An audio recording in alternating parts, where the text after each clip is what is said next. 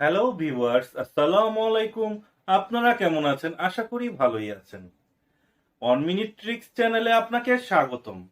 আজকের পর্বে থাকছে মাইক্রোসফট এক্সেলের নতুন একটি ফাংশন, শর্ট ফাংশন। এই শর্ট ফাংশন আপনারা কিভাবে ব্যবহার করবেন আজকের পর্বে আমি বিস্তারিত দেখাবো। আসুন কথা না বাড়িয়ে চলে যাচ্ছি স্ক্রিনে। এই ভিডিও দেখে আপনারা যদি উপকৃত হন, আপনারা অবশ্যই আমার চ্যানেলটি সাবস্ক্রাইব করবেন। এর পাশাপাশি বেল আইকনে ক্লিক করে রাখবেন, যাতে পরবর্তী ভিডিওর নোটিফিকেশন সবার আগে আপনার কাছে পৌঁছে যায়।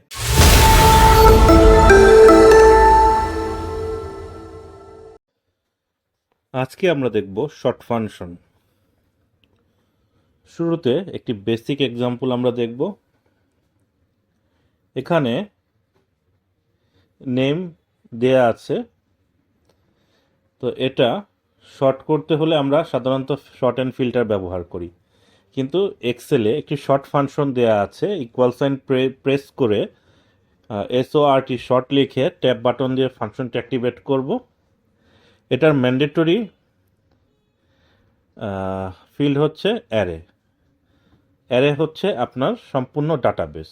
আমি এই ডাটাবেসটি সিলেক্ট করব, তারপর ব্র্যাকেট ক্লোজ করে যদি এন্টার বাটনে প্রেস করি, দেখুন এখানে এটা শর্ট হয়ে গিয়েছে, অর্থাৎ A to Z আকারে নামের ক্রম অনুসারে এটা শর্ট হয়ে গিয়েছে। তো বিগিনার এক্সাম্পল 2, এখানে employee name, age, joining date এবং স্যালারি দেওয়া আছে। আমরা SORT শর্ট ফাংশনটি অ্যাক্টিভেট করব, অ্যারে সিলেক্ট করব। অ্যারে এখানে সম্পূর্ণ ডেটাবেসটি সিলেক্ট করব, তারপর ব্র্যাকেট ক্লোজ করে এন্টার দেব। এখানেও নামের ক্রম অনুসারে এটা শর্ট হয়ে যাবে। তো এই ডাটাটি যেহেতু শর্ট হয়ে গিয়েছে, তো এটা হচ্ছে বেসিক শর্ট ফাংশনের ব্যবহার। আপনার শর্ট ফাংশনটি অ্যাক্টিভেট করবেন এবং রেঞ্জটা সিলেক্ট করে ওকে বাটনে প্রেস করবেন বা এন্টার বাটনে প্রেস করবেন। তো এটি আপনার মাইক্রোসফট অফিস 2021 থেকে এর উপরে যতগুলো ভার্সন আছে সেগুলোর জন্য প্রযোজ্য। এরপর আমরা দেখব শর্ট ইন্ডেক্স, অর্থাৎ শর্ট ফাংশনের ভিতরে দ্বিতীয় শর্ত যেটা শর্ট ইন্ডেক্স, সেটার ব্যবহার দেখব। এখানে name, age, joining date, salary দেওয়া আছে পূর্বের মতো। আমি ইকুয়াল সাইন প্রেস করে শর্ট ফাংশনটি অ্যাক্টিভেট করব, তারপর সম্পূর্ণ রেঞ্জটা সিলেক্ট করে কমা দেব, তারপর শর্ট ইন্ডেক্স। এখানে শর্ট ইন্ডেক্স দেখুন, এই শর্ট ইন্ডেক্স বলতে কি বোঝাচ্ছে।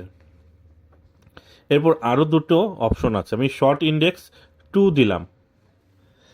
শর্ট ইন্ডেক্স 2 দেওয়ার পর আপনারা দেখেন এখানে এজ কলামটা ছিল, এই কলাম অনুসারে এই ডাটাগুলো শর্ট করা হয়েছে।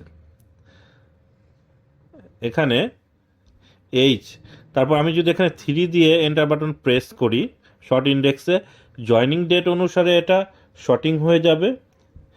এমনকি আমি যদি এখানে 4 লিখে, শর্ট ইন্ডেক্সটা 4 লিখে এন্টার বাটনে প্রেস করি, এটা স্যালারি ক্রম অনুসারে শর্টিং হয়ে যাবে, অর্থাৎ ছোট থেকে বড়।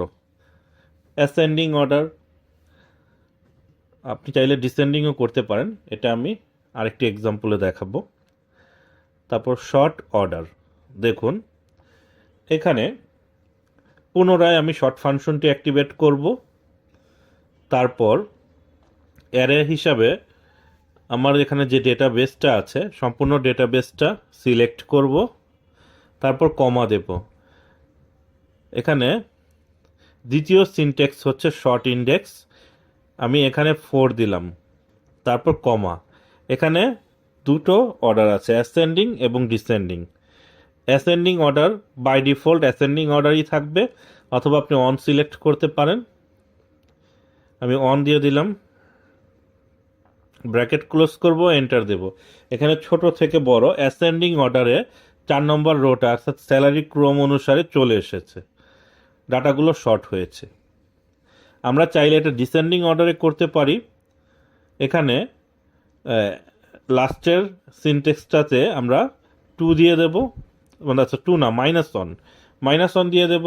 এটা আমার ডিসেন্ডিং অর্ডারে চলে যাবে, অর্থাৎ স্যালারি বড় থেকে ছোট। তো এইভাবে আমরা শর্ট অ্যাসেন্ডিং অথবা ডিসেন্ডিং অর্ডারে করতে পারি। তারপর আমরা দেখব শর্ট ফাংশন কিভাবে এক্সপান্ড করে। আপনি যদি আপনার এই ডাটাবেসটিকে শর্ট ফাংশন অ্যাক্টিভেট করে বেসিক শর্ট ফাংশন সিলেক্ট করেন, এখানে এই ডাটাটা কিন্তু আর এক্সপান্ড করবেন। আমি এখানে কিছু আরও একটি ডাটা জাকির আহমেদের পেস্ট করলাম, এখানে কিন্তু আসেনি।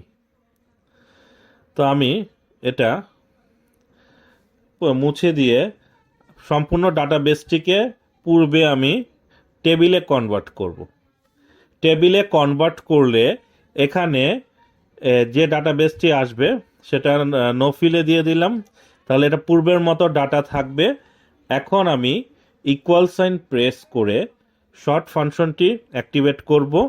তারপর আমি এই অ্যারে হিসাবে এই ডাটাটা সিলেক্ট করে টেবিল 2 যেটা আছে এটা এন্টার বাটনে প্রেস করব। দেখুন এটা পূর্বের মতো শর্ট হয়েছে। এখন আমি একটা একটা করে ডাটা আমার মূল ডাটা বেজে এখানে কপি পেস্ট করে দেব। এখানে আমাদের ডাটাটি এক্সপান্ড করছে রেজাল্ট শিটে এবং এটা শর্টেড আকারে চলে গিয়েছে। দেখুন আমি কালার করে দেখাচ্ছি, গ্রিন কালার জাকির আহমেদ এবং আবুল হাসান, এখানে গ্রিন কালার করে দিলাম। তাহলে আপনারা বুঝতে পারলেন শর্ট ফাংশন এক্সপান্ড করবে কখন, যখন আমি ডাটাবেসটি টেবিলে কনভার্ট করে নেব। আজকের লাস্ট এক্সাম্পল হচ্ছে শর্ট কলাম। আচ্ছা, এখন শর্ট ফাংশনে আমরা রো আকারে শর্টিং করে থাকি, এখন কলাম আকারে কিভাবে শর্টেড করতে হয় সেটা দেখব। আমরা এখানে ইকুয়াল সাইন প্রেস করে শর্ট ফাংশনটি অ্যাক্টিভেট করব, SORT শর্ট লিখে ট্যাব বাটন প্রেস করে। তারপর অ্যারে হিসাবে এখানে ডাটাবেসটি সিলেক্ট করব। এখন এটা সিলেক্ট করার পর আমরা কমা দেব, কমা দিয়ে এটা শর্ট ইন্ডেক্স এটাও আমাদের 0 থাকবে, কমা দেব। অ্যাসেন্ডিং ডিসেন্ডিং অর্ডার এটাও কমা দেব। লাস্টের কলামে আছে ট্রু, আমরা যদি ট্রু বাটন সিলেক্ট করি তাহলে শর্ট বাই কলাম আসবে, আর ফলস তো বাই ডিফল্ট থাকেই। তাহলে আমরা ট্রু সিলেক্ট করি, আমরা এন্টার বাটনে প্রেস করলাম। দেখুন প্রোডাক্ট ABCD ক্রম অনুসারে কলাম আকারে শর্ট হয়ে গিয়েছে। অর্থাৎ আমরা শর্ট ফাংশন ব্যবহার করেও যে কোনো ডাটাবেসকে শর্ট করতে পারবো, অ্যাসেন্ডিং ডিসেন্ডিং করতে পারবো, কলাম অনুসারে শর্ট করতে পারবো। তো আজকের ভিডিও এই পর্যন্তই। আসসালামু আলাইকুম, আল্লাহ হাফেজ।